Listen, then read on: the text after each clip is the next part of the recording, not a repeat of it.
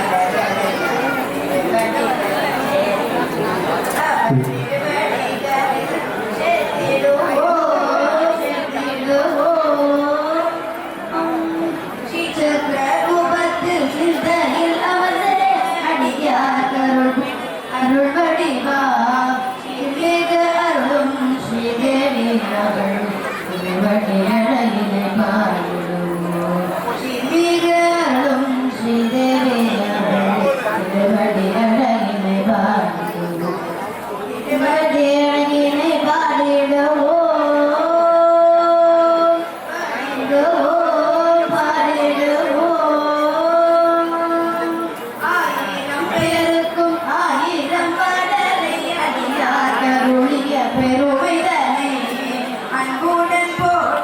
அவள் பதம் நாடி அனுதினமும் நாம் தொழுகிறோம் அனுதினம் கோடி அவள் பதம் நாடி அனுதினமும் நாம் தொழுகிறோம் அனுதினமும் நாம் தொழுதிடுவோம் தொழுதிடுவோம் தொழுதிடுவோம்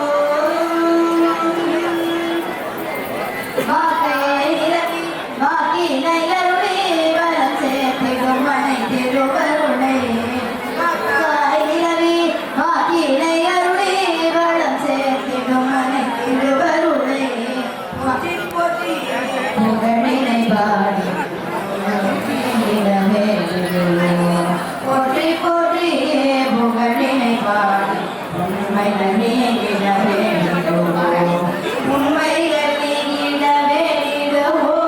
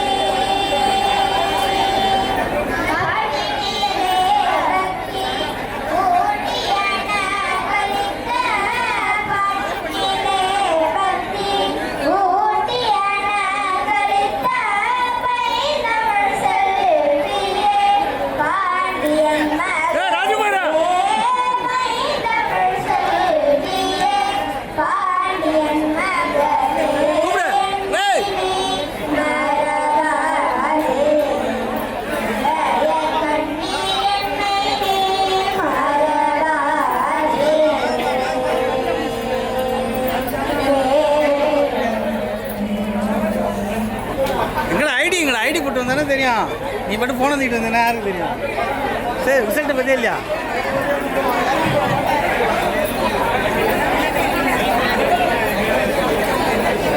ரிப்போர்ட் நான் பாலிமெண்ட்ரி அவங்க இருக்கான்.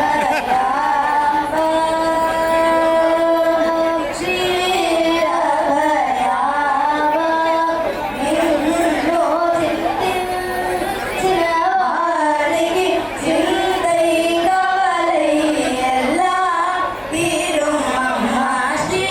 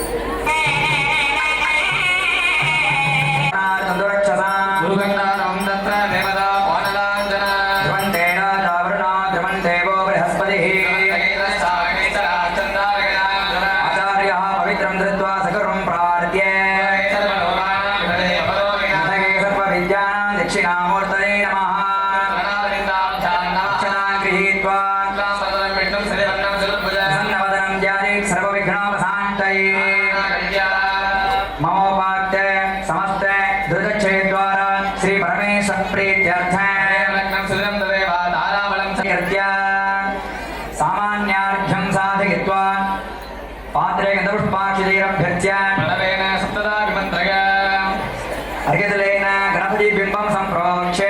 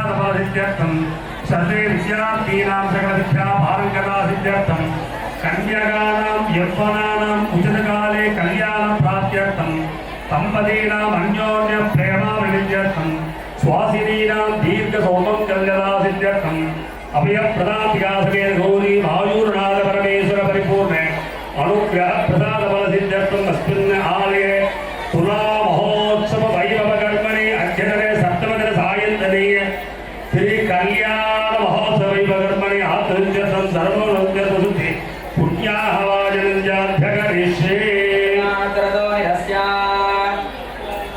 ओम एकदन्ताय विद्महे वक्रतुण्डाय धीमहि तन्नो प्रचोदयात्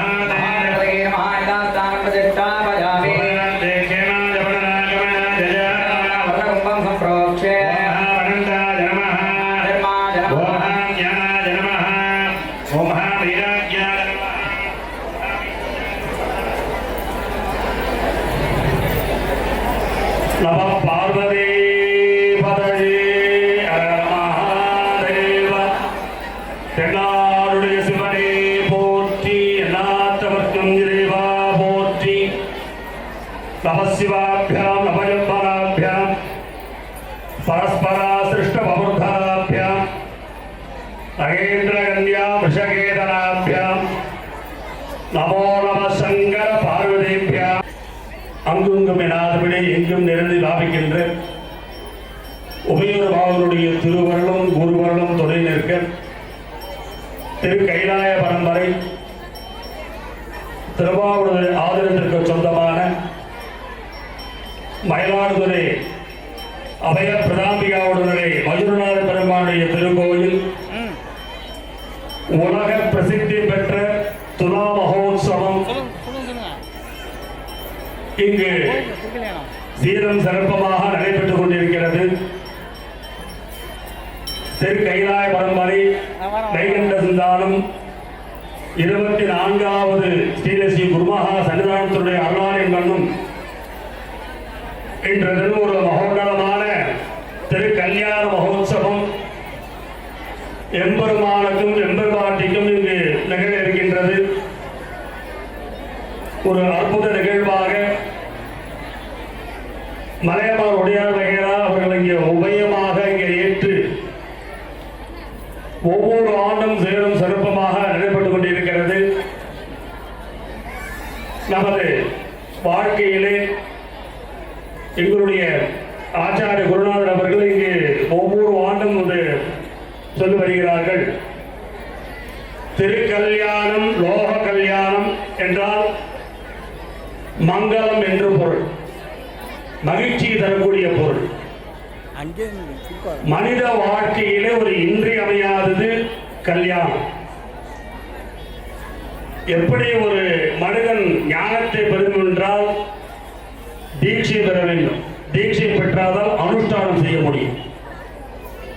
அதே போன்று வந்தாலும் இந்த கர்மா செய்யறதுக்கான ஒரு தகுதியை நாம் அடைகின்றோம். அதே விவாகமும் ஒரு தீட்சையாக என்று சொல்லுகிறார்கள். நமது சைவாச்சாரியார்கள் எம்பெருமானும் எம்பெருமாட்டியும் பெண்ணில் அல்லாளுடன் வேறு தோழி பங்கன் என்றும் அந்த உமையர் மகனை போற்றுகிறார்கள். சொல்லும் பொருளும் போல எப்படி பிரசித்தி பெறுகின்றதோ அந்த வார்த்தை வாகர்த்தா விவசம்பிரத்தோ வாகர்த்த பிரதிபக்தரி ஜெகதாக பிதரோ வந்து பார்வதி பரமேஸ்வரோ. எப்படி சொல்லும் பொருளும் இணைந்திருக்கின்றதோ அதே போல இல்லற வாழ்க்கையில இந்த சிவபெருமானும் சிவத்துக்கும் அந்த இணைந்து இருக்கிறது நமக்கு ஒரு உதாரணமாக இருக்கின்றது. மனித திருமண சடங்கும் தேவ திருமண சடங்கும் எப்படி செய்ய வேண்டும் என்றெல்லாம் நமது ஆகமங்கள் கூறுகின்றன. ஒருவருடைய குலம் கோத்திரத்தை மற்றவர்கள் அறியும்படி சொல்லி பிரபலம் என்ற கிரியையை செய்து அதன் பிறகு திருமங்கல்யாணம் செய்ய வேண்டும் என்று ஆகமங்கள் கூறுகின்றன. அதன் பொருட்டு நமது ஆலயத்திலே இந்த துலா மகோத்சவ வைபவத்திலே இன்று தினம் அந்த திருக்கல்யாண மகோத்சவம் நிகழ இருக்கின்றது. அந்த பிரபலம் இன்னாருடைய கொள்ளு பேரன், இன்னாருடைய பேரன், இன்னாருடைய குமாரன் இன்னாருக்கு, அதே போல கொள்ளு பேத்தி பேத்தி இன்னாருடைய குமாரி இன்னாருக்கு இந்த திருமணம் செய்கின்றோம் என்பது அந்த பிரபலம் சொல்கின்றது.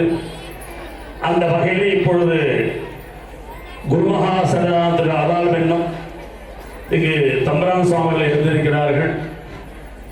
இப்போது இங்கு உரையாற்றும். அதன் பிறகு இங்கு பிரபலம் சொல்லி வந்த துணை எனக்கு ஆகி நின்று அஞ்சல் என்றவர்கள் வேண்டும் மாவட்டத்துறை உள்ளானே இருவனிவை உம்மலம் இங்கு இவை இது சிவம் அறுபதும் ஆறுயிர் உண்மை என்று காட்டவல்ல குருபரன் நீ என்று வேறறிய நீ கோலயத்தில் திருவண்ணை மெய்கண்ட தேவே பஞ்சாகரதே சிவனே கருணை ஒளி திருமுகத்தில் திருநீற்று முதலம் கண்டாரை வசப்படுத்த கணிந்தவாயவன் பெருமை துறவோடு புறைகளத்தில் பொறுத்தே பிஞனார் மலத்தாள்கள் பிரியாத மனமும் மறைவினர்கள் அகலாத ஞானமே வடிவாம் வளத்துரசை சிவஞான மாமுனிவன் மலத்தாள் ஒருபோதும் நீங்காமல் எமதுளத்தில் சிரத்தில் ஓதிரி நாவலில் என்று முன்னி வைத்தே உரைப்பாம். திருச்சிற்றம்பலம். திருமாயிரத்திலே எழுந்தள்ளி போய் கொண்டிருக்கக்கூடிய அஞ்சல் நாயகனுடைய மயநாத பெருமான் திருவடிகளை வணங்கிக் கொண்டு திருக்கைலாய பரம்பரை மெய்கண்ட சந்தானம் திருவாடகை ஆதீனத்து ஆன்மார்த்த முத்திலாகிய ஸ்ரீ ஞானமான நடராஜ பெருமான் திருவர்களையும் ஆதீன குருமதர் ஸ்ரீ பஞ்சாப தேசோத்தமது குருவர்களின் தங்காக கொண்டு ஞானச்சங்கள் வச்சு வரும் ஸ்ரீ ஸ்ரீ குருமாசனங்க திருவடிகளை அழிய நிச்ச நோக்கி தன்னிட்டு பணிந்து வணங்கிக் கொள்கின்றேன். இன்று நம்ம எல்லாருக்குமே தெரியும், துலா மகோத்சவத்தினுடைய மிக முக்கியமான நாள். இன்று சுவாமியுடைய திருக்கல்யாண நாள். நம்மளாம் அதைத்தான் கூறுகின்றோம். ஐப்பசி என்றாலே அடைமலை. ஐப்பசி அடைமலைங்கிறது முதுமொழி. கொஞ்சம் மழை தூங்கினாலுமே நீங்கள் நல்லா நம்மளாம் கோயில் விழாக்களுக்கே போகிறது கிடையாது. அப்படி விழாக்கள் போனாலும் முக்கியமான விழாக்களுக்கு தான் போவோம். அதுவும் திருக்கல்யாணம் நடக்கும்போது அந்த திருமாங்கல்ய போட்ட நேரத்துக்கு மட்டும் தான் உள்ளே இருக்கணும். அப்படி இல்லையா சாமிக்கு மாலை மாற்றும் போது பார்க்கணும்னு ஒரு சில பேர் இருப்பாங்க. சில பேர் நம்ம ஊஞ்சல் உற்சவம் பார்க்கணும்னு இருப்பாங்க. இன்னும் சில பேர் நம்ம திருக்கல்யாணத்தை மட்டும் பார்த்து நம்ம உடனே கிளம்பிடுவோம்னு இருப்பாங்க. ஏன்னா நம்ம உற்சவங்கள்லாம் பார்க்கறதே இல்லை. 48 நாள் நடந்த உற்சவம் ஒரு மாசங்களா சுருங்கி இப்போ சில கோயில்கள்ல 10 நாள் உற்சவம் தான் நடக்குது. பிரம்மோற்சவம்னா 10 நாள் உற்சவம் ஆயிடுச்சு. அந்த 10 நாள் உற்சவம் நம்ம கலந்துக்கிறோமா கேட்டால் அதுவும் இல்லை. ஆனால் இன்னும் மாயத்தில் என்ன ஆகுது, அந்த 30 நாள் உற்சவம் நடக்குது. முதல் நாள் கொடியேறில் இருந்து 30 நாளும் சுவாமி என்ன பண்ணுறாரு, தீர்த்த வரைக்கும் சுவாமி திருக்கோயிலிருந்து துலாக்கட்டத்தில் போய் காவிரிக்கல்ல போய் தீர்த்தம் கொடுத்து தான் சுவாமி வந்துட்டு இருக்காரு. 30 நாளுமே வர்றாரு. நம்மளை எத்தனை பேர் இந்த உற்சவங்களை முழுசாக நம்ம பார்க்குறோம்? ஏன்னா நம்ம எந்த கோயில்கள்லையும் நம்ம கொடியேறில் வந்து அந்த காலத்துல கேட்டால் உள்ளூர் கோயிலில் கொடியேறுது அப்படின்னா நம்ம இருக்கிற ஊரில் அங்கே இருக்கிற சுவாமிக்கு கொடியேறுது அப்படின்னா நம்ம வீடுகள்லையும் அதே ஆச்சார அனுஷ்டானங்களை கடைபிடிப்பாங்க. அசைவ உணவுனா கூட தன்னை வீட்டில் என்ன பண்ண மாட்டாங்க, அசைவ உணவுலாம் எடுத்துக்க மாட்டாங்க. ஏன்னா நம்ம சுவாமிக்கு கொடியேறிடுச்சு. இது நம்ம வீட்டு கல்யாணம் மாதிரி.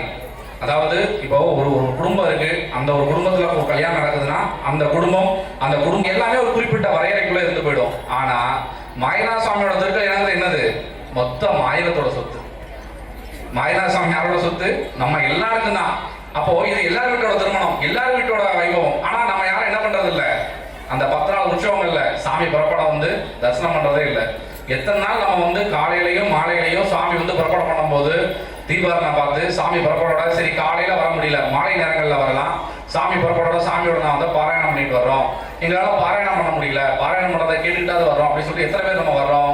நம்ம யாரும் வருவதே இல்லை. ஆனா என்ன பண்ணணும், சாமி நமக்கு நம்ம வந்து பார்த்தோம்னா அந்த 5 நிமிஷம் சாமி நமக்கு அருள் பண்ணிடணும் அப்படின்னு நம்மளாம் என்ன பண்றோம்? அதாவது ஆங்கிலம் கணக்காக பேசணும், இருந்தாலும் ஆங்கிலத்தை சொல்றேன், இன்ஸ்டன்ட் காஃபி சொல்றாங்கல்ல, நமக்கு அதே மாதிரி இன்ஸ்டன்ட் அருள் வேணும் நமக்குலாம். துரிதமா அது வந்து நம்ம வந்து பார்க்கணும். அந்த 10 நிமிஷம் சாமி நமக்கு எல்லா கிருபையும் பண்ணிடணும். அதுக்குள்ள எனக்கான எல்லாத்தையும் சாமி போக்குன்னு நம்ம நினைக்கிறோம். நீங்க நல்லா கவனிச்சு பாத்தீங்கன்னா பிற ஊர்களில் பாத்தீங்கன்னா உற்சவம் நடந்தது அப்படின்னா மழை வந்துச்சு அப்படின்னா சுவாமி அதிகபட்சம் புறப்பாடு பண்ண மாட்டாங்க. அப்படி புறப்பாடு பண்ணும்போது சுவாமி வந்து திருவீதி விழா திருக்குளத்துல சுவாமி வந்துட்டு இருக்கும்போது என்ன ஆகும் கேட்டீங்கன்னா, அப்படி மழைக்குழி சாமியில பட்டுச்சுனால வந்தவொன்னா பிராய்ச்சித்த அபிஷேகம் பண்ணுவாங்க.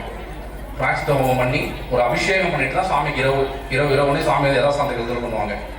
ஆனா நம்ம மாயத்துல 30 நாளும் எப்ப எந்த மாசத்துல ஐப்பசி அடைமலைக்கு இந்த 30 நாளுமே ஐப்பசி மாசத்துல புறப்படாது. நம்மளுக்கு மட்டும் எப்படி மாயத்துல மட்டும் எப்படி ரொம்ப சிறப்பா ஐப்பசி மாசத்துல சுவாமி புறப்படாது, சரிதானே? நம்ம எப்பயாவது நம்ம யோசிச்சிருக்கோமா நம்ம மாயத்துல எவ்வளவு சிறப்பா இருக்கு அப்படின்னு சொல்லி? 30 நாளும் சாமி தீர்த்தம் போகிறது எங்கதான், திருமாயத்துல சுவாமி 30 நாளுமே தீர்த்தம் போறாரு. ஒரு நாள் விட்டாலும் இன்னொரு நாள் போய் நம்ம மாயத்தை போய் நம்ம தீர்த்தம் ஆட முடியும். சரி, இப்ப இருக்க நம்ம எல்லாருமே மாயத்துல இருக்க மக்கள் தான் இருக்கோம். வருஷம் திருக்கல்யாணம் நடக்கிறாங்களே, எதுக்கு நடந்தா நம்ம யோசிச்சு பார்த்துருக்கோமா?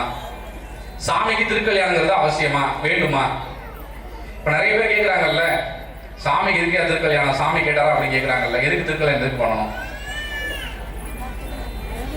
எதுக்கு பண்ணணும்? அதையும் கேள்வியும் நானே பதிலும் நானே தான். அந்த இடத்துல நம்மளே பதிலையும் சொல்லிடணும். அப்போ இது எல்லாம் சாமி எதுக்காக தான் பண்றாரு? நம்மளுக்கெல்லாம் எல்லாம் நம்மளாம் எல்லாரும் நமக்கு கிடைக்கணும், நம்ம இது ஆகணும்னு சொல்லி. அப்போ சாமிக்கு திருக்கல்யாணம் நடக்கிறதுனால எனக்கு என்ன கிடைத்து விட போகிறது? ஒரு 10 நாள் உற்சவத்தை பாருங்க, கொடியேற்றினதுல இருந்து சுவாமி என்னென்ன வாகனத்துல வர நீங்க தெரிஞ்சுக்கங்க. நம்ம திருமாயனுடைய பத்திரிகைகள்லாம் இருக்கும், மாயநாதோட பத்திரிகை வாங்கி பார்த்தீங்கன்னா ஒவ்வொரு நாளும் ஒவ்வொரு கிழமை காலையிலையும் மாலையிலையும் சாமி என்ன வாகனத்தில் புறப்பாடுகிறார், அந்த வாகனத்துல புறப்படும் ஒவ்வொரு தத்துவத்தை குறிக்கும். என்ன ஆகும்? ஒவ்வொரு தத்துவத்தை குறிக்கும். அப்போ ஒவ்வொரு தத்துவமா சொல்லிட்டு வரும்போது சுவாமிக்கு திருக்கல்யாணத்துக்கு என்ன தத்துவம் ஆகுது? சாமி வந்து என்ன பண்றாரு? இதுக்கெல்லாம் நம்ம புராணம் படிக்கணும். நமக்கும் படித்தலுக்கும் ரொம்ப தூரம். அதுவும் சமயம் சார்ந்து படிக்கணும். நமக்கு வேப்பங்காய் தான், நமக்கு அது வேண்டாம். புராணமே நம்ம தொட வேண்டாம். ஏற்கனவே சொல்லியாச்சு, நமக்கு வந்து இன்ஸ்டன்ட் துரிதமா எதுனாலும் கிடைக்கணும். அதனால கல்விங்கிறது அது சமய கல்வி வேண்டவே வேண்டாம். நம்ம குழந்தைங்க போயிட்டு தேவாலயம் கத்துக்க போனாலும் அதனால குழந்தை என்ன சாமியார போறானா, அதெல்லாம் எதுக்கு? ஏன்னா கோவில போயிட்டு ஒரு 5 நிமிஷம் வளம் வந்தா போதும். திரையரங்குக்கும் பொழுதுபோக்குகளுக்கும் மணிக்கணக்கில் செலவு பண்ற நம்ம திருக்கோவில் வழிபாட்டுக்கு மட்டும் நேரம் ஒதுக்கி வரோம். எவ்வளவு? 5 to 10 நிமிஷம் தான் நம்ம நேரம் ஒதுக்கணும். ஆனா சாமி மட்டும் என்ன பண்ணணும்? எப்பவுமே நமக்கு அருள் செஞ்சுக்கிட்டே இருக்கணும். நமக்கு ரொம்ப சந்தோஷமான நேரத்தில் நம்ம என்ன நினைப்போம்? இப்படியே இந்த வாழ்க்கையை நம்ம போயிடக்கூடாதா, சுவாமி நல்லா பண்ற இந்த வாழ்க்கை ரொம்ப சந்தோஷமா இருந்தா இன்னும் நம்ம இதே போல வாழணும்னு நினைப்போம். அடுத்த நாள் வேணாம், அடுத்த நிமிஷம் ரொம்ப ஒரு துக்கமான செய்தி வருது, நம்மளால தாங்கிக்க முடியுமா? ஏன் சாமியை இப்படி பாடாப்படுத்துறா, இதுக்கு என்ன பண்ணிடலாம், கொண்டுட்டு போயிடலாம் நம்ம நினைப்போம். அப்போ மனசானது இன்பம் வரும்போது மகிழ்ச்சி அடைகிறது, துன்பம் வரும்போது வருத்தம் அடைகிறது. நம்ம மனசு என்ன ஆகுது? இன்பம் வரும்பொழுது மகிழ்ச்சி அடைகிறது, துன்பம் வரும்போது என்ன ஆகுது? வருத்தம் அடைகிறது. அப்போ இன்பத்திலையும் துன்பத்திலையும் உலகக்கூடியதான் இந்த உயிர். அதாவது நம்ம உயிரும் நம்மளும் சொல்றீங்களே, 2 வேற வித்தியாசம் கேட்டா, ஆமா இன்னைக்கு எல்லாரும் என்ன சொல்றோம்? ஒருத்தர் வந்து வாழ்த்த போது மனசார வாழ்த்துப்பான்னு சொல்றோம். நம்ம என்ன சொல்றோம்? மனசார வாழ்க்கை. இந்த இடத்துல மனம் என்பது சாஸ்திர சொல்லக்கூடிய அந்த மனம் சொல்றோம், உயிரை தான் சொல்றோம். உயிரினுடைய உயிர் சக்தியில தான் வாழ்த்தணும். சரிதானா? அப்போ உயிர் என்பது வேறு, உடல் என்பது வேறு. சரிதானே? நம்ம சொல்லுவோம், அவன் வெளியில சிரிச்சுக்கிட்டே அவன்கிட்ட பேசுவான், உள்ளுக்குள்ள அவனை திட்டிக்கிட்டே இருப்பான்டா. அப்ப நம்மளே பேசும்போது நமக்கு என்ன தெரியுது? நமக்கும் சாஸ்திரம் தெரியுது. அப்போ உயிர் என்பது வேறு, உடல் என்பது வேறு. அப்போ இந்த இன்ப துன்பத்துக்குள்ளேயே உணர்ந்துகிட்டு இருக்க நமக்கு இதெல்லாம் தாண்டி ஒண்ணு இருக்குப்பா அப்படின்னு உணர்த்துறதுக்குதான் ஆலயமும். ஏன்னா சுவாமி எல்லாத்தையும் கடந்து இருக்கிறாரு. நம்ம உடனே சொல்லலாம், தூண்ல இருக்காரு, துணுக்குல இருக்காரு, அப்ப என்ன போய் கோயிலுக்குலாம் போய் வழிபாடு பண்ணணும்னு இப்ப எல்லாரும் கேட்கலாம். எல்லாரும் படிக்க ஆரம்பிச்சிட்டாங்கல்ல. இதுல சிவவாக்கியர் பாடல வேற மேற்கோள் காமிக்கிறாங்க. என்ன காமிக்கிறாங்க? நட்டக்கல்ல ஊண்டி வச்சு 4 புஷ்பம் சாத்தி சிவசிவா முணுமுணுத்து வந்தா எல்லாமே கிடைச்சிருமான சிவவாக்கியர் பாடலாம் முழுசா கூட அவங்களுக்கு சொல்ல தெரியாது. அவங்க என்ன சொல்றாங்க? இந்த 2 அடியை மட்டும் எடுத்துக்கிட்டு வேகமா நம்மள்ட்ட பதில் பேசுறாங்க. அப்போ நம்ம படிச்சிருந்தா நமக்கு தெரியும் சுவாமி என்ன பண்றாரு. அண்ட சராசரங்களையும் கடந்து எல்லாமா சுவாமி நிக்கிறார். சரியா? அப்போ அப்படி நிக்கக்கூடிய பெருமானை உணர்ந்தவர்களுக்கு இப்போ ஒரு குழந்தைகிட்ட போயிட்டு 500 ரூபாய் நோட்டை கொடுக்குறோம். சரியா? 500 ரூபாய் நோட்டை குழந்தைகிட்ட கொடுக்குறோம். அந்த குழந்தை என்ன பண்ணும்? அதை பொறுத்தளவு ஒரு காகிதமும் ஒண்ணுதான், அந்த 500 ரூபாய் நோட்டை என்னதான் ஒண்ணுதான். அது என்ன பண்ணும்? கிழிச்சு விளையாடதான் செய்யும். அதற்கு அந்த புரிதல் தன்மை இல்லை. அப்போ அது கொஞ்சம் கொஞ்சமா விவரம் தெரியுதுன்னா என்ன ஆகும்? இது 1 ரூபாய், இது 2 ஏதோ ஒரு பொருள் கொடுத்தாதான் நமக்கு இன்னொரு பொருள் கொடுப்பாங்க அப்படிங்கிற அந்த குழந்தைக்கு புரிதல் வரும்.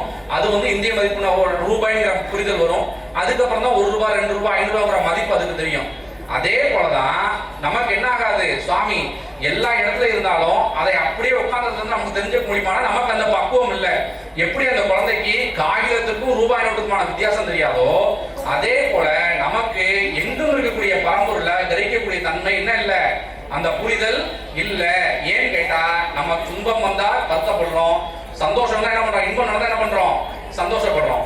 அப்போ நம்ம இருவினைக்கு உட்பட்டு இருக்கிறோம். இதை கடந்து ஞானிலாம் சொல்றாங்கல்ல, நம்ம சன்னியாரங்களும் என்ன பண்றாங்க? அவங்க இன்ப துன்பங்களை கடந்து என்னைக்குமே என்ன பண்றாங்க? அந்த சிவானந்த பேரமணத்தில் திளைக்கிறாங்க. அவங்களுக்கு என்ன தேவையில்லை? ஆலய வழிபாடுங்கிறது அந்த ஞானிகளுக்கு தேவையில்லை. ஏன்னா அவங்க என்ன பண்ணுவாங்க? தன் உள்ளேயே சுவாமியை உணர்வாங்க. அதான் உள்ளம் பெருங்கோயில் ஊனுடம்பு ஆலயம். அடுத்த 2 அடியும் நம்ம படிக்கிறதே இல்லை.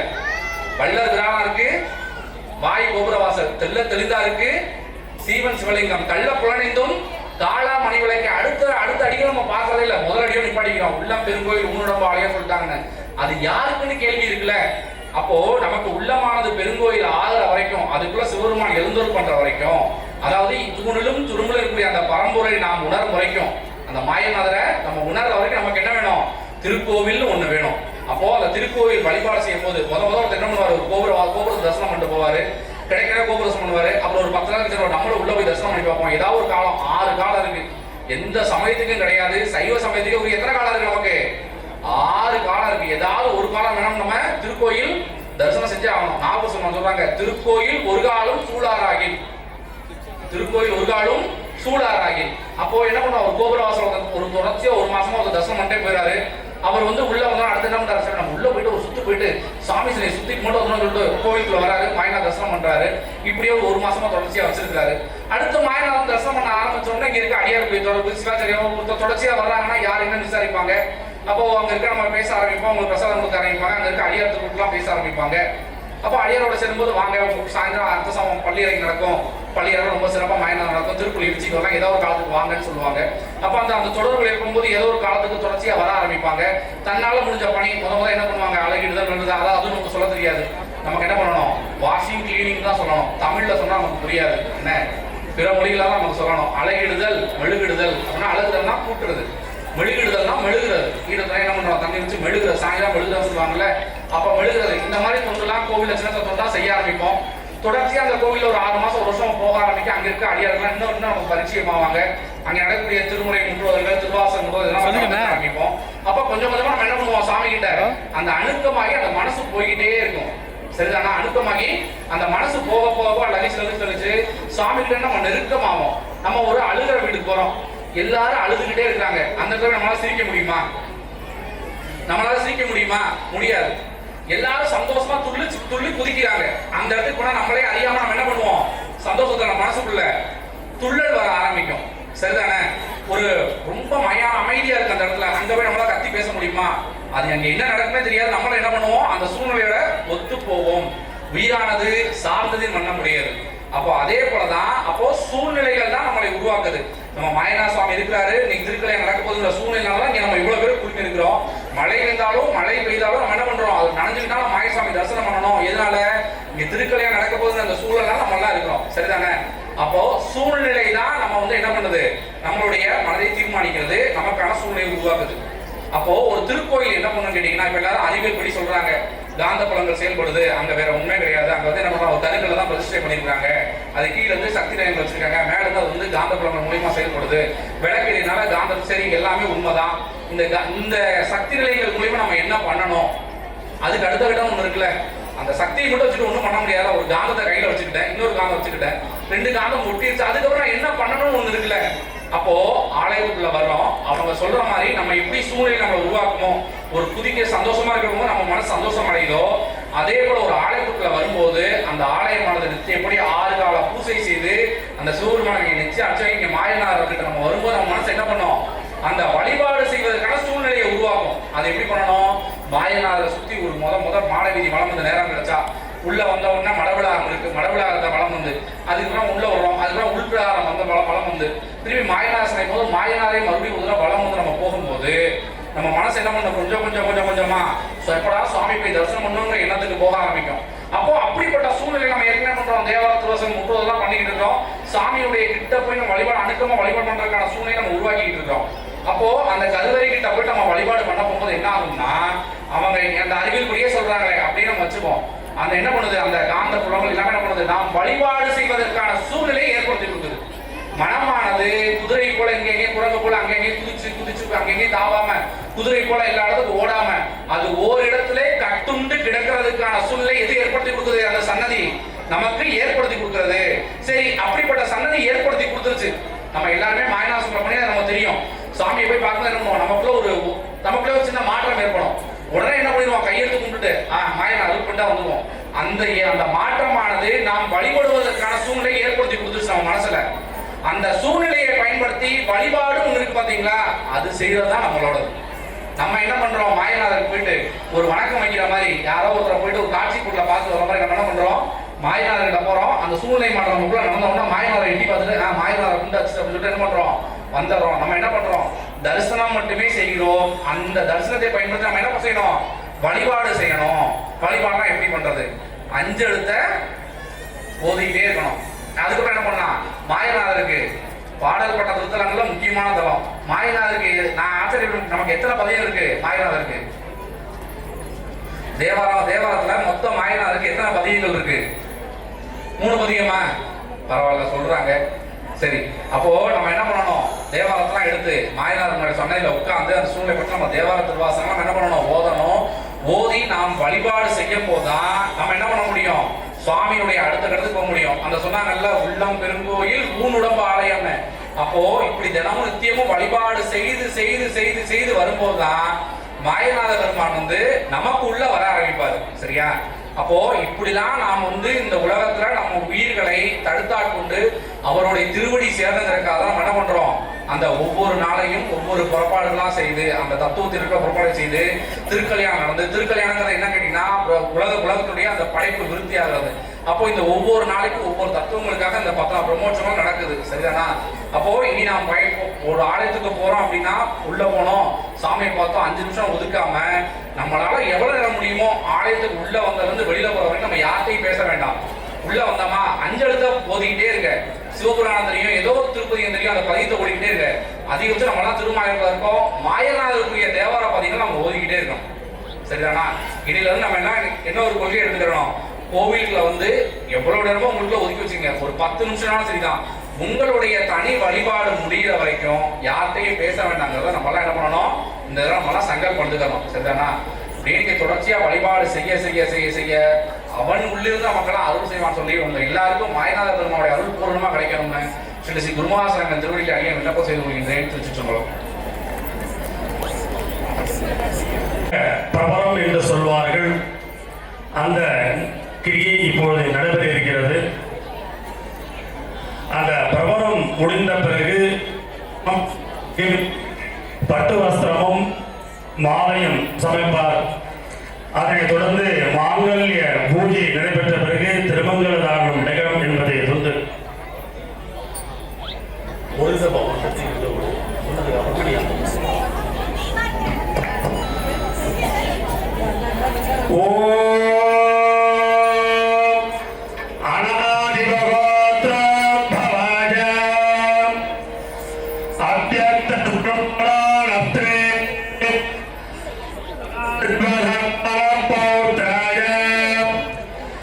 ஈஸ்வர சர்மண புத்திராய மயூரநாத சர்மனே வராய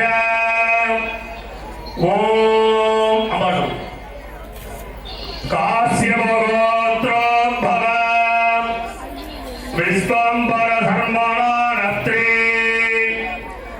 ஜனார்தன சர்மண பௌத்ரே ஹிமவ சர்மண புத்ரே அபய பிரதாம்பிகா நாம்னே ஓம் அநாதிபகோத்ரோத்பவாய அவ்யக்த தர்மணோரத்ரே சதாசிவ தர்மண பௌத்ராய ஈஸ்வர சர்மண புத்ராய மயூரநாத சர்மனே வராய ஓம் காசியபகோத்ரோத்பவ விஸ்வம்பர தர்மணானத்ரே ஜனார்தன தர்மண பௌத்ரே ஹிமவ சர்மண புத்ரே அபய பிரதாம்பிகா நாம்னே ஓம் அநாதிபகோத்ரோத்பவாய விஸ்வம்பர தர்மணானத்ரே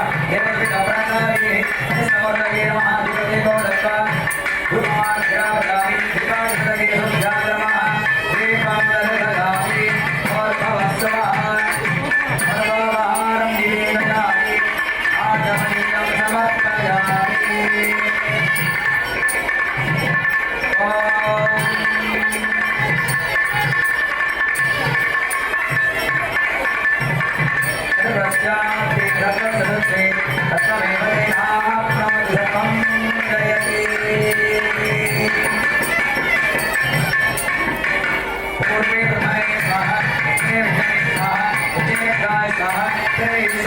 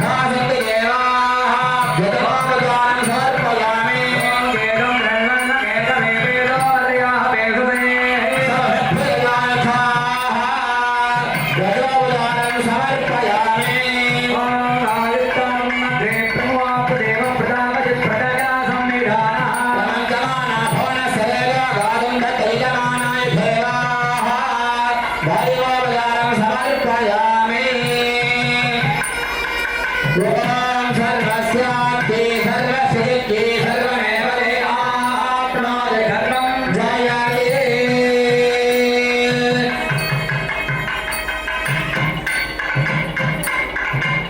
ஓம் சுவாமிநாராயண சரணாரவந்தேகளே மயூர நகரவாசீனாம் க்ஷேமார்த்தம் யதாசக்தி நாமார்ச்சன பூஜாம் கரிஷ்யே. ஓம் பவாய தேவாய நமः. ஓம் பவஸ்யவஸ்யவத்மே நமः. சர்வாய தேவாய நமः. ஓம் சர்வஸ்யவஸ்யவத்மே நமः. ஈசானாய தேவாய நமः. ஓம் ஈசானஸ்யவஸ்யவத்மே நமः. பகவதயே தேவாய நமः. ஓம் பகவதயே தேவஸ்யவத்மே நமः. உக்ராய தேவாய நமः. ஓம் உக்ரஸ்யவஸ்யவத்மே நமः. ருத்ராய தேவாய நமः. ஓம் ருத்ரஸ்யவஸ்யவத்மே நமः. भीमाय देवाय नमः. ஓம் भीमस्यवस्यवत्ने நமः. महादेव देवाय नमः. ஓம் மகதேவஸ்யவத்ने நமः. ब्रह्माण्डनायकाय नमः. शरणागतरक्षणाय नमः. अभयप्रदापिकासमेत गौरी मायूरनाथ परमेश्वराय नमः. नानाविधमन्त्रपुष्पाणि समर्पयामि. भूत्वस्वः भोगे फलसमायुक्तं नागवल्लीदले सुदे. कर्पूरदोर्णसंयुक्तं ताम्बूलं प्रतिगच्छताम्। परिवेदागाते सहस्रयान् भवति जायमानः। क्रीडासः कवचवर्णयन्ति. स्वाभियावनजाले वयन्तः। संवेद प्रजावान् प्रथमान् भवति। पापां पुष्पं पुष्पान् प्रजावान् प्रथमान् भवति। एवं वेद यावामं वेद आयतनवान् भवति। अभिप्रदापिकासमेत गौरी मायूरनाथ परमेश्वराय नमः. वेदोक्तसर्वमङ्गलं समर्पयामि.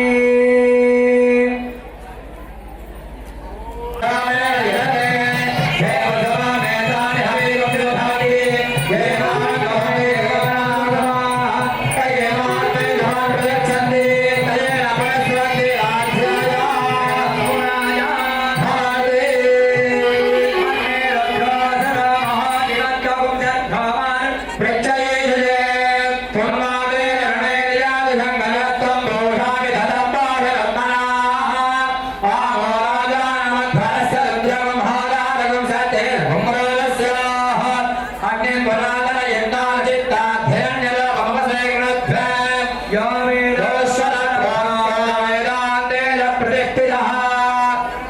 नस्य महेश्वरः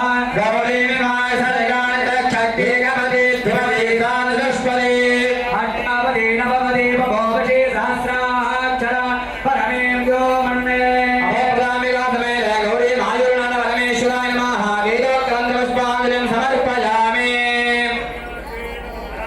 ओम अग्निमेरे पुरोहित यज्ञस्य देवमर्पितो होदाहारं दधाताम।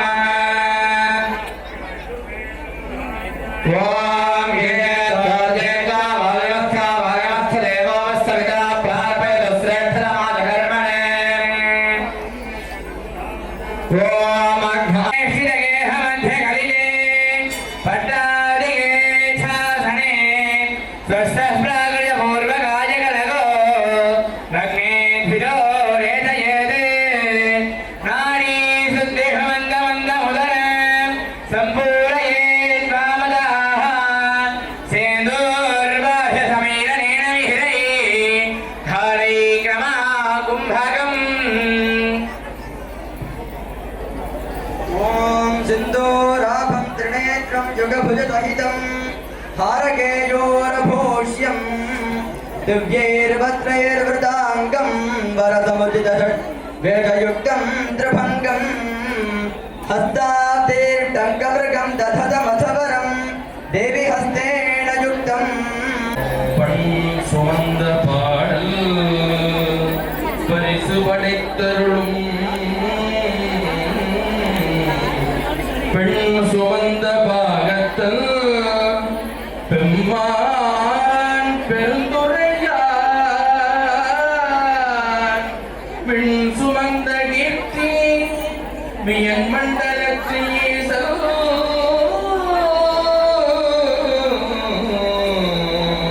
கண் சுமந்த நெற்றிக் கடவுள் கரிமதுரை மண் கூலி கொண்டு அக்கோவால் மொட்டு உண்டு புன் சுமந்த பொன்மேனி பாடுங்க அம்மா